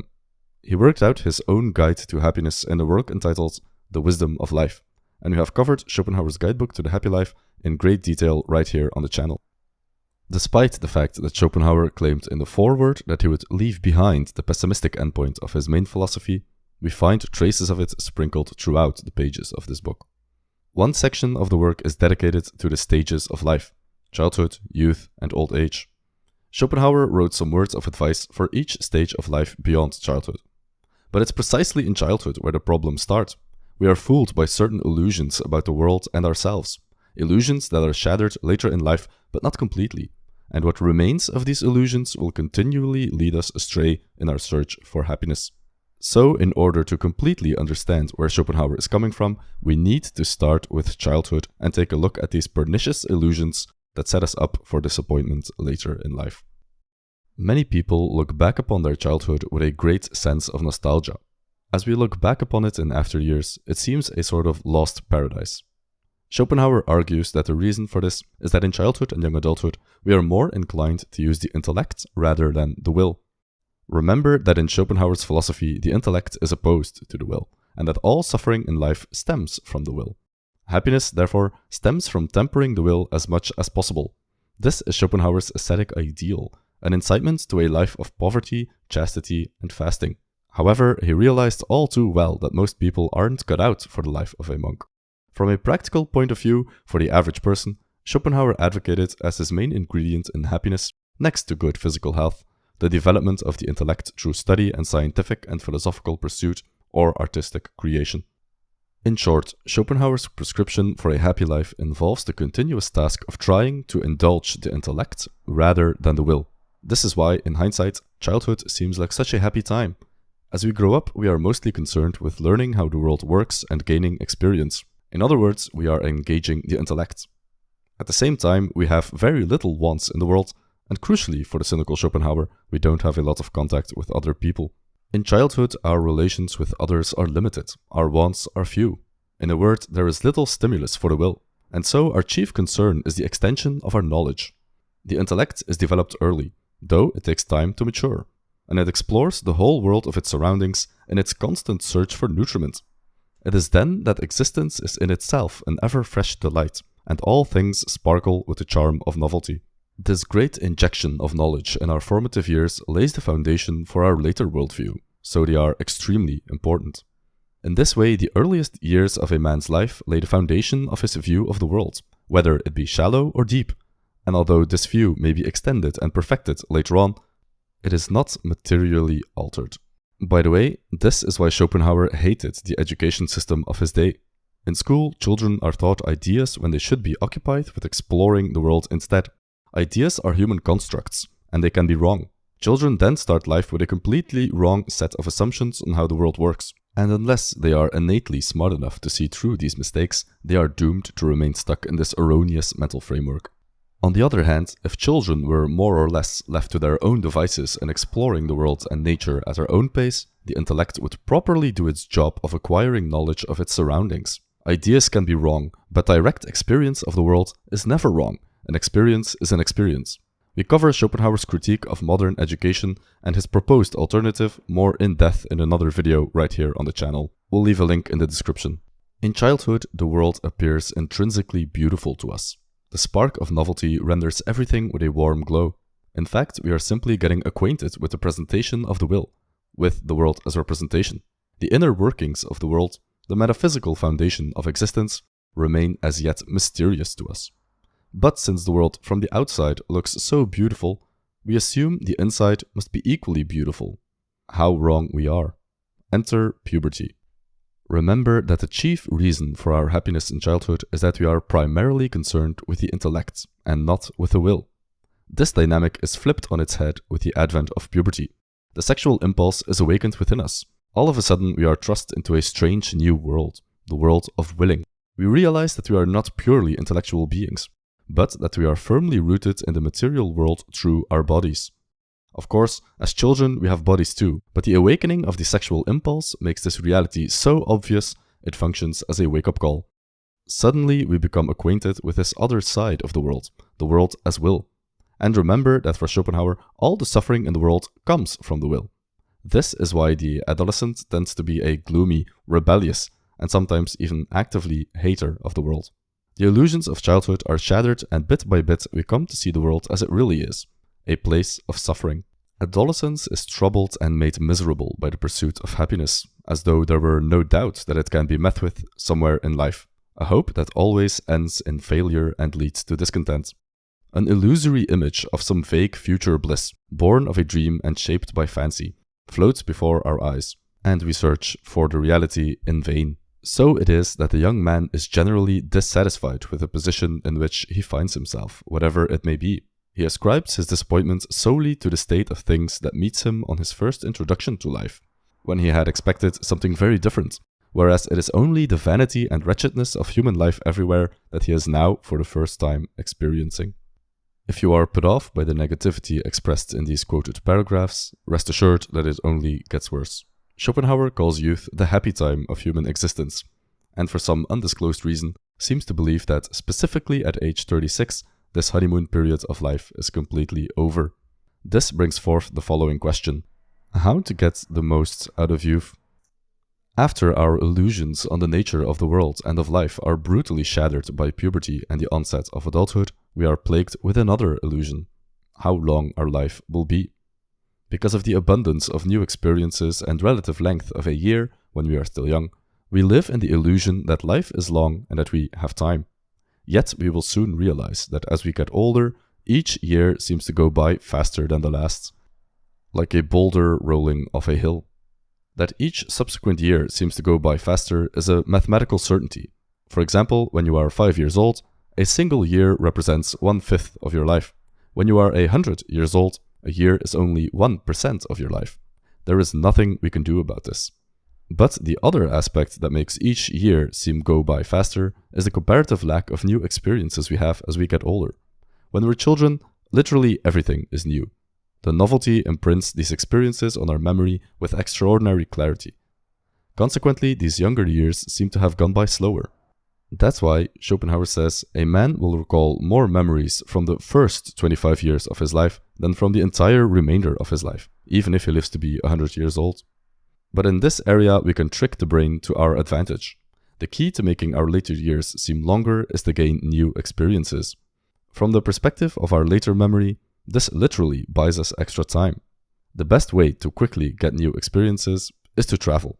In childhood, all the things and circumstances of life are novel, and that is sufficient to awake us to the full consciousness of existence. Hence, at that age, the day seems of such immense length. The same thing happens when you are traveling. 1 month seems longer than 4 spent at home. But really, this trick works with all kinds of new experiences. Try to actively seek out new things. Try new hobbies. Take different routes when you're walking. In other words, seek out novelty. This advice becomes even more important as you get older, because in your younger years, the novelty of existence itself still excites us. This becomes less and less the case as we get older and get used to the ways of the world. Yet the cruel paradox is of course that it's only when we're young that we have the energy needed to travel for long periods of time and to seek out new experiences. That's why it's of supreme importance to take care of your health so you'll have the energy needed well into old age. Schopenhauer's first piece of advice in The Wisdom of Life is exercise. Without health, nothing will bring you happiness. Schopenhauer wrote that happiness is 3 parts health and 1 part everything else. Furthermore, in youth, we are by nature more concerned with the outward appearance of things rather than their inner workings. In other words, we are more embedded in the world as representation. It takes a while for the mind to mature and to be able to contemplate how things are in themselves as opposed to how they merely appear to us. For this reason, Schopenhauer considers youth to be the training ground for philosophical thought. Youth is all about learning, gaining experience, and forming your worldview. If you must produce something, then don't write philosophy, but poetry.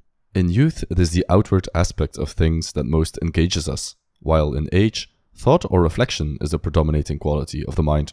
Hence, youth is the time for poetry, and age is more inclined to philosophy. This preoccupation with the outward aspect of the world, in other words, materialism, also makes youth prone to vanity. For Schopenhauer, the sign of a great mind is the degree in which it can resist the temptation of vanity, because this is also a measure of how far removed a mind is from the world as representation.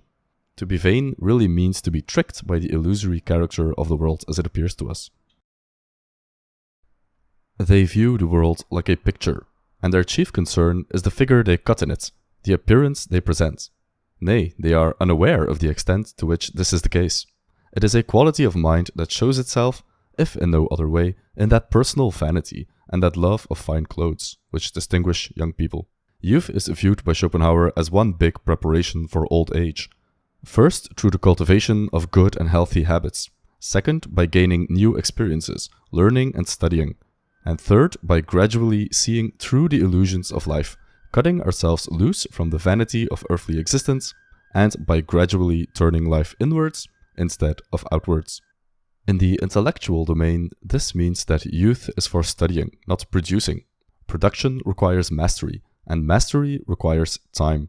Spend your younger years studying, and trust that the brilliant insights will come later, when time and experience allow you to make new and unique connections. Then write your book. Youth is the time for amassing the material for a knowledge of the world that shall be distinctive and peculiar, for an original view of life, in other words, the legacy that a man of genius leaves to his fellow men. It is, however, only in later years that he becomes master of his material. Accordingly, it will be found that, as a rule, a great writer gives his best work to the world when he is about 50 years of age. But though the tree of knowledge must reach its full height before it can bear fruit, the roots of it lie in youth. Youth, for Schopenhauer, is a strange paradox. On the one hand, we are, with the onset of puberty, painfully acquainted with the wretched nature of the world. Childhood, characterized by constant learning and intellectual growth, becomes burdened with the source of all suffering, animalistic will to reproduce. Yet at the same time, this burden is accompanied by an amazing amount of energy which will gradually deplete over the course of your life, and many older people would gladly exchange their accumulated wealth and prosperity for another taste of youthful energy. If happiness is possible at all, and Schopenhauer seriously doubts that it is, then surely it must be found in maximizing this energy of youth. A healthy lifestyle with plenty of exercise and enough room for new experiences, travel and study. Youth is all about gathering experience and letting the mind do its job of arranging these memories and ideas into a coherent worldview. If you have philosophical or artistic aspirations, Schopenhauer would advise you to spend your youth with feeding your mind as much ideas and experiences as possible, and leave the creation of your own philosophy or art to a later age, when the inner world has matured. So, in short, exercise, read lots of books, travel, and do something new every once in a while. Is any of this groundbreaking stuff? No. Are most people actually following this advice? Also no. As Schopenhauer said at the start of his book, the wise in all ages have always said the same thing, and the fools who at all times come from the immense majority have in their way too acted like, and done just the opposite. And so it will continue. What is the key to happiness? One helpful piece of advice might be, limit your range of vision. What do we mean by this? The importance of a quiet life as the key to happiness is often talked about by German philosopher Arthur Schopenhauer. He argued that happiness is a negative condition, meaning that happiness is found by removing things rather than adding things. So long as your basic needs are met, a roof over your head, food and water, happiness is not found in external stimuli. In fact, it's precisely those external stimuli that excite our will and disturb our peace.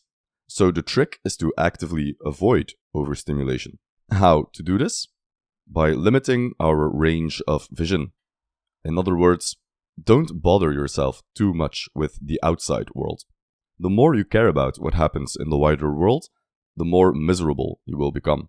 This is why childhood is remembered so fondly by a lot of people. When we're children, our world is very small. Your parents and your schoolmates constitute the limits of your world. As we get older, our vision expands. In puberty, we start to care about other people. In adulthood, we might even start to think about the welfare of an entire nation, or sometimes even humanity as a whole. And finally, in old age, we care about how we will be remembered. Our vision now includes even the distant future. This is why Schopenhauer says that the second half of life proves even more dreary than the first. This is the natural progression of growing up, and in some sense, it's unavoidable. But there are some steps we can take to limit its bad effects. 1. Cultivate your garden.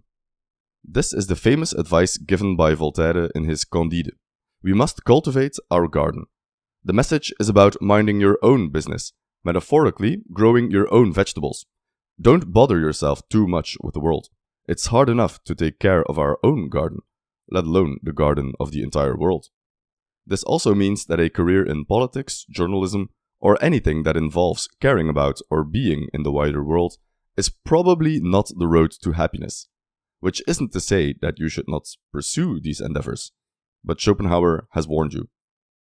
2. Avoid boredom. With all this talk about limiting your vision or reducing your sphere of activity, it's important to note that avoiding boredom is equally important. In the words of Schopenhauer, boredom is a direct source of countless sufferings. For to banish boredom, a man will have recourse to any means that may be handy: dissipation, society, extravagance, gaming and drinking, and the like, which in their turn bring mischief, ruin, and misery in their train. We also see Schopenhauer's condemnation of typical time-killer activities, such as gaming, by which Schopenhauer meant playing cards in particular, and mindless drinking. Figure out which activities you can enjoy that aren't the typical time-killing ones. If you ask Schopenhauer, he'd probably tell you that the study of ancient texts is the most fruitful endeavor you can engage in. He believed that some degree of happiness could be achieved by developing your talents, so figure out what you're good at and practice it, whether that's writing, reading, painting, composing, inventing, or playing music. 3. Have a routine. Another surefire way to avoid overstimulation is to stick to a routine. Schopenhauer himself woke up early, took a cold bath, skipped breakfast, and started writing. In the afternoon, he read books, focusing on the classics, and then in the evening, he went to the opera or to the theater. Find a routine that works for you and stick with it. It simplifies life, and happiness is found in simplification. If you do this correctly, Schopenhauer writes, our existence will glide on peacefully, like a stream which no waves or whirlpools disturb. And that is about as much as we can hope for in this life. If you do these 3 things, cultivate your garden, avoid boredom, and have a routine, you'll be well on your way to reach that state of tranquility that Schopenhauer would call happiness. It might not be very exciting, but that's the entire point. For Schopenhauer, happiness is something akin to stoical ataraxia, a state of tranquility or non-disturbance. Life is a never-ending stream of sufferings, the one immediately following the next. The best we can do is build a solid foundation, an unmoving rock on which we can rest, while the difficulties of life try to disturb us and lure us away from our little place of rest. It's difficult to find happiness within oneself, but it is impossible to find it anywhere else. In 1818, Schopenhauer's magnum opus The World as Will and Representation, Volume 1, was published. It was met with silence.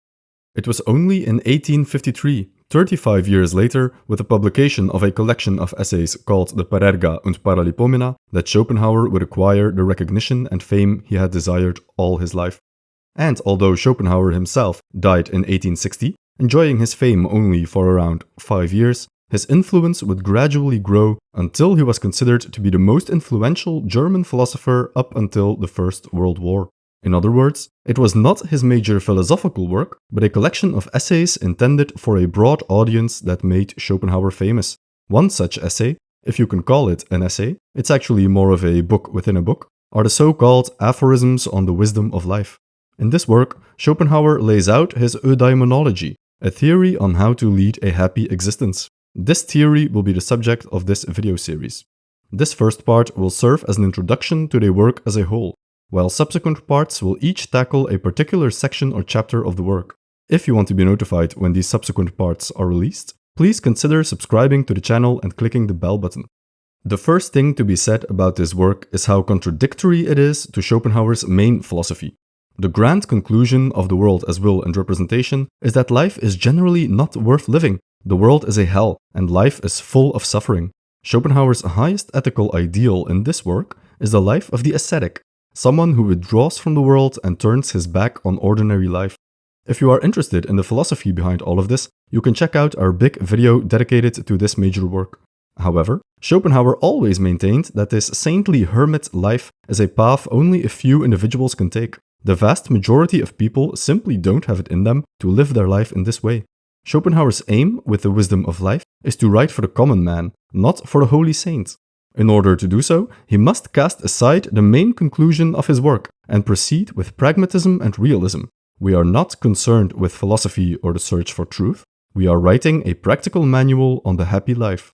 I have had to make a complete surrender of the higher metaphysical and ethical standpoint to which my own theories lead, and everything I shall say here will, to some extent, rest upon a compromise, insofar, that is, as I take the common standpoint of every day and embrace the error which is at the bottom of it. So how can the common man find happiness in this wretched, hellish world? Schopenhauer distinguishes three categories in which humans may find happiness: what a man is, what a man has, and what a man represents. The first category is about personality in the broadest sense of the word. It includes your intelligence, artistic talent, temperament, and strength, but also your physical health. In essence, this category is about what a person is given by nature. The other two categories, by contrast, are decided by human affairs. The second category is about a person's possessions. Money, of course, is the most important possession of all, but also property. The third category, what a person represents, is about status and fame, or more broadly, it's about a person's reputation. That is, it's about the opinion other people have of him. Perhaps obviously, Schopenhauer hammers home the point that only the first category can ever lead to true lasting happiness, because the other two categories, money and fame, may be taken away from a man at any moment. They are fleeting pleasures, while a person's character cannot be taken away from him. Of course, the cynical Schopenhauer cannot help but remark that even though this is an obvious conclusion, the great mass of men often spend all their time chasing exactly those two wrong pleasures, money and fame, often at the cost of what would make them really happy, the development of their character. In general, indeed, the wise in all ages have always said the same thing, and the fools, who at all times form the immense majority, have in their way too acted alike and done just the opposite, and so it will continue. Nevertheless, Schopenhauer concedes that money and fame can make someone happy. It's just not the best strategy. The best strategy is to search for contentment and happiness within, by sharpening your intellect, exploring your talents, and enjoying art. In pursuing this development, it's important to take note of what your talents are and what your intellect allows you to do. Because, and there is no other way around it, Schopenhauer is an elitist. Much of the enjoyment of life consists in intellectual or aesthetic pursuits, and Schopenhauer believes you need a certain degree of intelligence to enjoy these activities. If you're not born with the intellect necessary, you are condemned to a life without such pleasures. The highest pleasures, those of the intellect, are to him inaccessible, and he tries in vain to replace them by the fleeting pleasures of sense in which he indulges, lasting but a brief hour at a tremendous cost. Schopenhauer handles each category, what a man is, what a man has, what a man represents, in a separate chapter. We'll follow the same structure in this video series. With health, everything is a source of pleasure. Without it, nothing else, whatever it may be, is enjoyable. Chapter 2 in Schopenhauer's Practical Handbook on the Good Life, Aphorisms on the Wisdom of Life, is entitled What a Man Is. While Schopenhauer admits that there are two other sources of happiness, namely in possession and in reputation or fame, he argues that only in this category can we find a lasting true happiness. Fortune may always change, but not character. Character and personality are important because they are the lens that will color all experience of life. When we use that English expression, to enjoy oneself, We are employing a very striking and appropriate phrase. For, observe, one says not, he enjoys Paris, but he enjoys himself in Paris. To a man possessed of an ill-conditioned individuality, all pleasure is like a delicate wine in a mouth made bitter with gall. We shouldn't be surprised that we find this same idea, that life is not so much about the experience itself as about your reaction to the experience, in the writings of the ancient Stoics. We have done a separate video on Schopenhauer's appraisal of the Stoics, link in the description. This means we must search in our individual subjectivity for the source of true happiness. What does this mean exactly?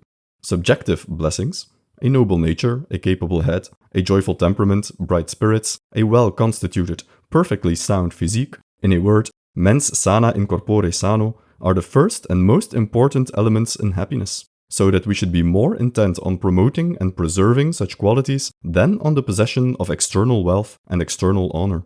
You might be surprised to hear that Schopenhauer, the famous pessimist, is such a proponent of a cheerful character. It's even more important than intellect or physical health. Of all these, the one that makes us most directly happy is a genial flow of good spirits. For this excellent quality is its own immediate reward.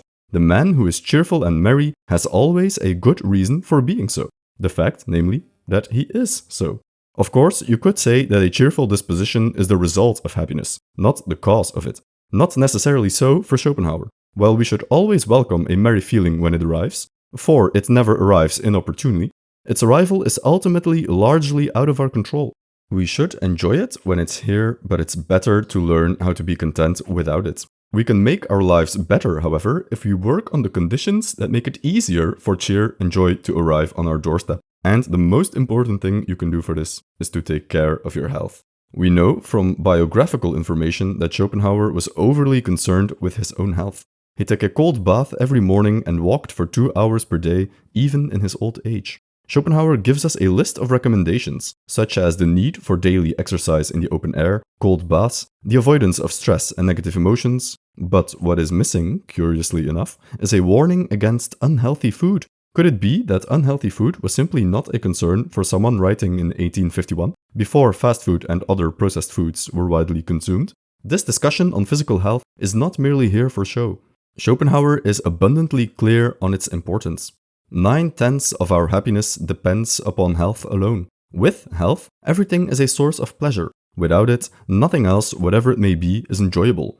Even the other personal blessings, a great mind, a happy temperament, are degraded and dwarfed for want of it. If 9/10 of our happiness is dependent upon our good health, then what is the other 10%? The other 10% consists in successfully fighting against two great enemies, pain and boredom. The human experience is characterized by a constant struggle of both avoiding pain and avoiding boredom. But this is a fool's errand, because in the degree in which we are fortunate enough to get away from the one, we approach the other. Life presents, in fact, a more or less violent oscillation between the two.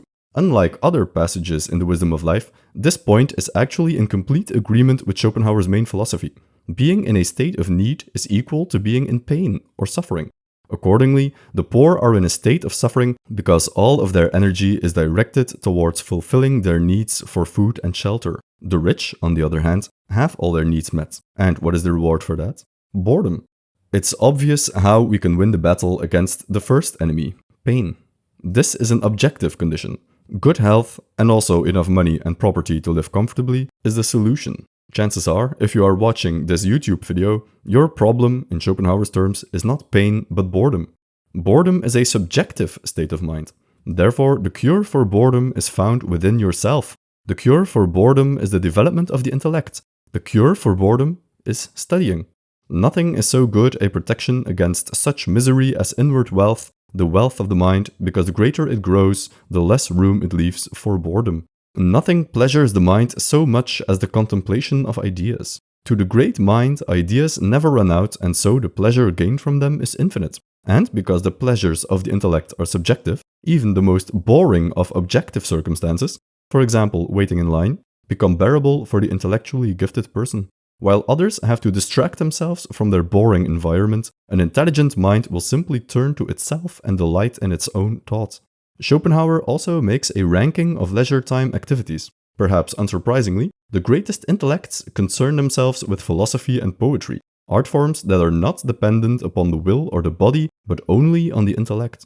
Engagement with the natural sciences, such as biology or chemistry, are of a lower rank. While intellectually stimulating, they do not concern themselves with ideas as such, but rather with representations, aka the natural world. Then, further down the line, we have, for example, fine dining, an enjoyable activity that will stave off boredom for sure, but that is so deeply rooted in the objective world that the intellect plays very little part in it. And that last is Schopenhauer's most hated activity, playing cards and other games of chance. This is activity for activity's sake, a completely pointless way of killing time that serves no purpose beyond itself. In Schopenhauer's theory of happiness, free time is so important that no amount of money or status can replace it. The man to whom nature and fate have granted the blessing of wisdom will be most anxious and careful to keep open the fountains of happiness which he has in himself, and for this, independence and leisure are necessary. To obtain them, he will be willing to moderate his desires and harbor his resources, all the more because he is not, like others, restricted to the external world for his pleasures.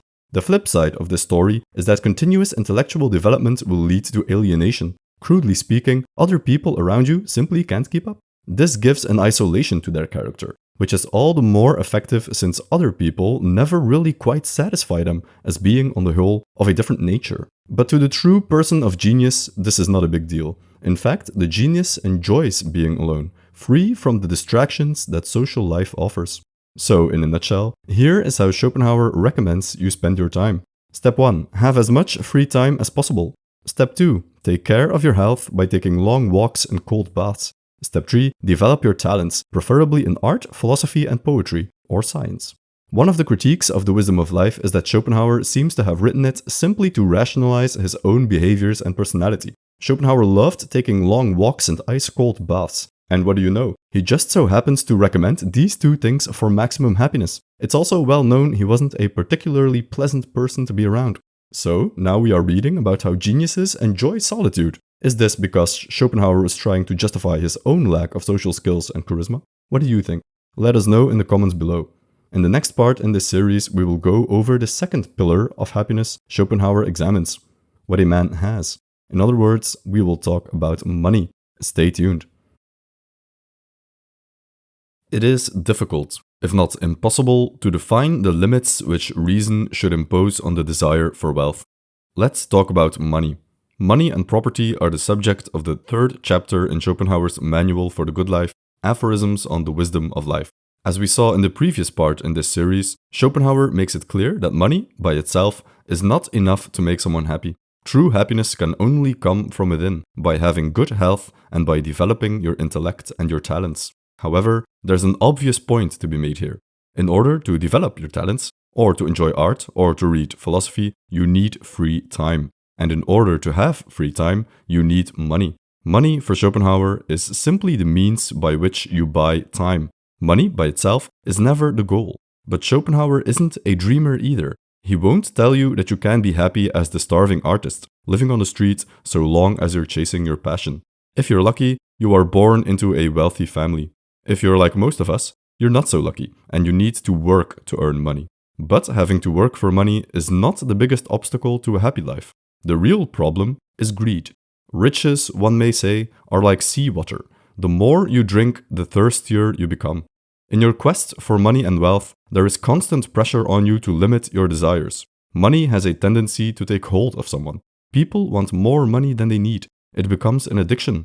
Before you know it, the money you earn is not simply your ticket to freedom. You want a big house, a fancy car, a huge pool, champagne and oysters. The trick is to keep your desires low and your money high. If you allow yourself to get trapped into keeping up with the Joneses, your money becomes useless, because you spend everything you make. The goal of money is to be free, not to become a slave to your passions or luxurious lifestyle. Again, we find Schopenhauer in agreement with the Stoics, and the Greeks in general. And again, this might sound like obvious advice, but one look at the world around us shows us that managing your desire for money is far easier said than done. The trick is to increase your wealth and keeping your desires low. Schopenhauer uses a mathematical metaphor. The numerator is your actual wealth. The denominator is your desire. If you increase both, nothing changes. The fraction remains the same. If your desire increases at a faster rate than your wealth, you become miserable. You want what you can't have. The trick, and this is easier said than done, is to increase your wealth while keeping your desire low. This kind of financial independence is the end goal, because it frees up time for you to pursue nobler goals than money, such as art, science, or philosophy. To live comfortably without having to work, even if one has only just enough for oneself, not to speak of a family, is an advantage which cannot be overestimated.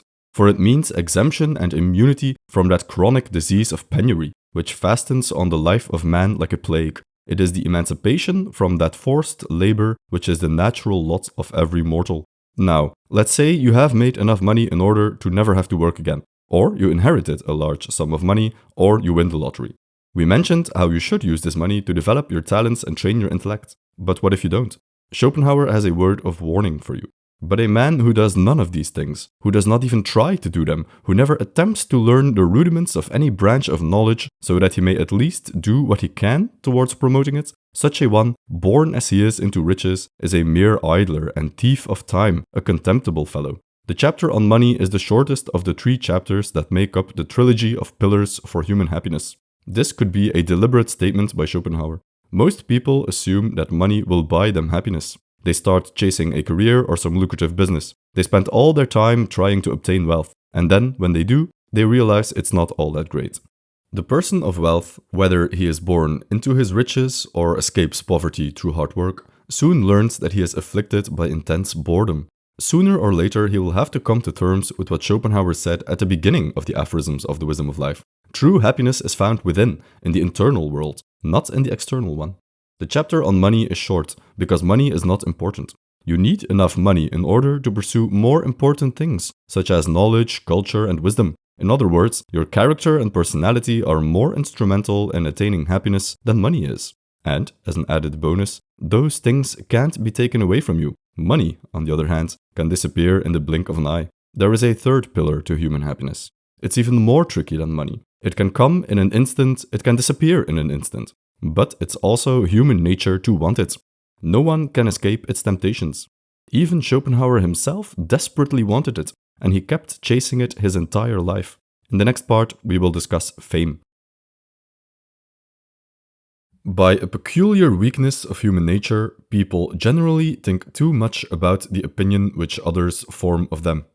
According to Schopenhauer, there are 3 sources from which humans can derive earthly happiness.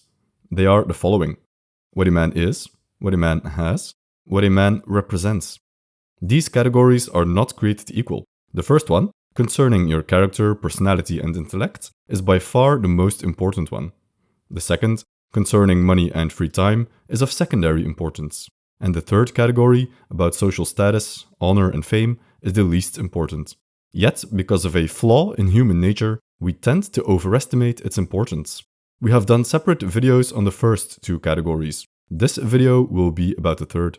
Temper, as far as possible, this great susceptibility to other people's opinion, whether the opinion be one flattering to our vanity, or whether it causes us pain. For in either case, it is the same feeling which is touched. Of course, you might have guessed, Schopenhauer considers it foolish and stupid to base your self-worth and happiness on the opinion of others. But at the same time, he realizes how enjoying flattery and hating insult is a core part of what makes us human. If you stroke a cat, it will purr. And, as inevitably, if you praise a man, a sweet expression of delight will appear on his face. Therefore, if it's happiness we're after, we should try our best to temper this flaw in our nature. How do we do this? By becoming more certain of our own abilities and qualities. In other words, by becoming more confident. When you're sure of yourself, other people can't throw you off balance, either by praise or by insult. Let's say you love playing the piano, and you spend your time continually becoming better at it.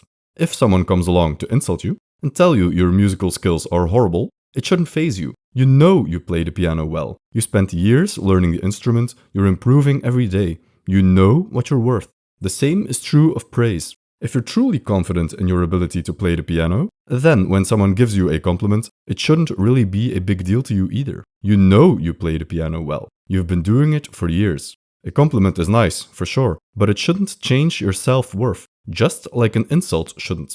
Self-confidence is the key to building a solid foundation for happiness. Otherwise, a man is the slave of what other people are pleased to think. This is a lifelong effort we're talking about. Perhaps it's even impossible to completely eliminate the need for being liked, but the journey is still worthwhile. We must fight against this part of our human nature. In all we do, almost the first thing we think about is, what will people say? And nearly half the troubles and bothers of life may be traced to our anxiety on this score. It is the anxiety which is at the bottom of all that feeling of self-importance, which is so often mortified because it is so morbidly sensitive. It's also in this chapter we can read about Schopenhauer's analysis of honor culture. We might do a separate video on this if there's enough interest, but for the purposes of this series, this would take us too far from the question at hand, which is how to be happy. Honor culture, as Schopenhauer critiques it in this chapter, doesn't really exist anymore. In the century and a half since this work was written, the knightly ideal of protecting your honor and challenging someone to a duel has been lost. Still, if you want to see us tackle this subject, please leave a comment telling us. With enough interest, we'll do a video on it. The next section then deals with fame. Schopenhauer distinguishes two ways to become famous, through actions or through works. You might guess he prefers the second method. While actions are soon forgotten, unless they are immortalized by history, works stay alive. Of Alexander the Great we have but the name and the record, but Plato and Aristotle, Homer and Horace are alive, and as directly at work today as they were in their own lifetime. Fame is not something to be chased at all costs. Rather, fame should come on its own by the production of great works of art or by the doing of great deeds. Works which deserve to become famous must be ahead of their time. In other words, they will most likely not be received well in their own time. Fame is a slow process, but Schopenhauer is the first to admit that all humans in some capacity desire fame.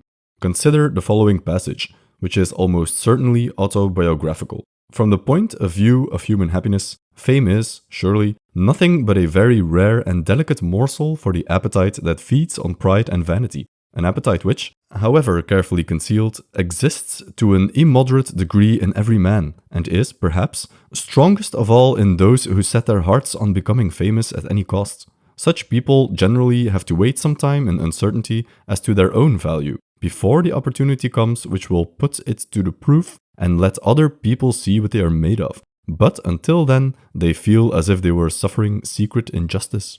And fame itself will not make you happy.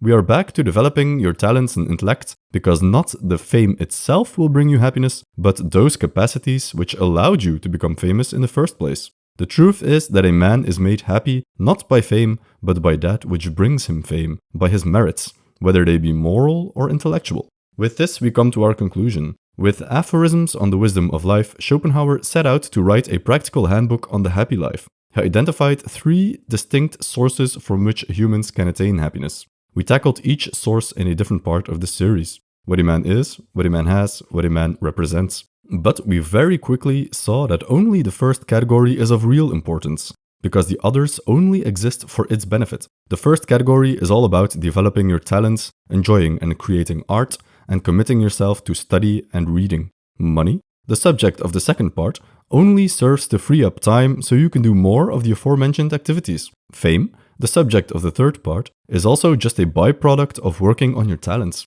Creating a great work of art, to be enjoyed for centuries to come, will bring you lasting happiness. But in order to create such a work of art, you need to develop your talents, and you need the time and money to do so. In this way, the work comes full circle at the end. We learn that nothing really matters for happiness except your personality, character, and intellect. The greatest joys in life are mental and intellectual. A final word of warning for the ambitious young viewers of the channel.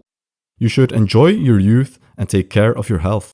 Spend your young years developing your intellect and talents, and don't worry about much else. The time for fame comes later. Schopenhauer warns against the combination of youth and fame, and calls it dangerous. Fame and youth are too much for a mortal at one and the same time. Life is such a poor business that the strictest economy must be exercised in its good things. Youth has enough to spare in itself, and must rest content with what it has. But when the delights and joys of life fall away in old age, as the leaves from a tree in autumn, fame buds forth opportunely, like a plant that is green in winter. Fame is, as it were, the fruit that must grow all the summer before it can be enjoyed at Yule. There is no greater consolation in age than the feeling of having put the whole force of one's youth into works which still remain young. And with this word of advice from the wise Schopenhauer, who attained fame late in life, but only had a little time left to enjoy it, we want to thank you for watching this series, and we'll see you in the next one.